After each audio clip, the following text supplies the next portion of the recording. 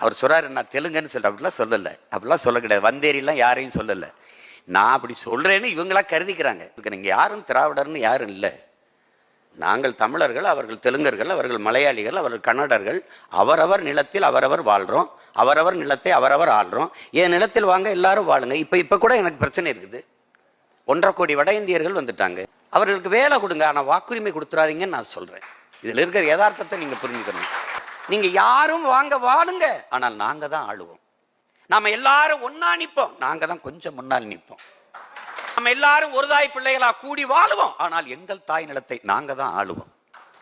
நான் ஆளும்போது என்ன நடக்கும் சீமான்? இது என் மலை, இது என் காடு, இது என் ஆறு, இது என் ஏரி, இது என் குளம், இது என் பிள்ளைகள், அவர்களுக்கான கல்வி, இது என் மக்கள், அவர்களுக்கான மருத்துவம்னு அக்கறை எப்போது வரும் என்றால், இந்த மண்ணையும் மக்களையும் பேரொன்று கொண்டு காதலிக்கிற ஒரு மகனிடத்திலே அதிகாரம் வரும்போதுதான் நடக்கும்.